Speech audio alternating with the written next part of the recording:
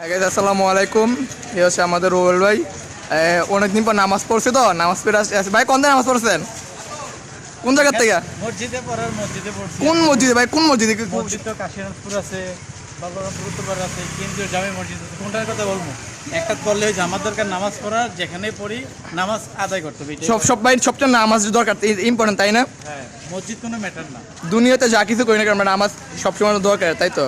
বিশেষ করে সানির জন্য দোয়া করতে হবে। সানি নামাজ পড়ে আবার কিছু কিছু আচ্ছা যাক আচ্ছা, এগুলো আপনি এগুলো কি বললাম আপনি এমনি? আচ্ছা, তো আপনার কোন মসজিদে নামাজ পড়েন শুনি না আমরা। কোন মসজিদে পড়ার এটা কোনো বিষয় না। আমি না বলছি নামাজ পড়ছি আলহামদুলিল্লাহ। আমার কি লেভেজ দেখে মনে হয় না আমি নামাজ পড়ছি? অবশ্যই তারা সাক্ষী আছে কিন্তু আপনারা যে নামাজ পড়ছেন।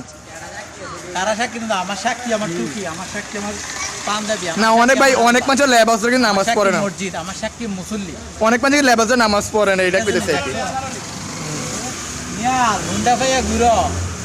তো আচ্ছা, তো আমরা সবাই দর্শকের মধ্যে কিছু কোন যে নামাজ নামাজ নিয়ে একটু কিছু কোন যে নামাজ পড়া লাগবে একটু। নামাজ তো অবশ্যই সকলের জন্যই নামাজ পড়তে হবে।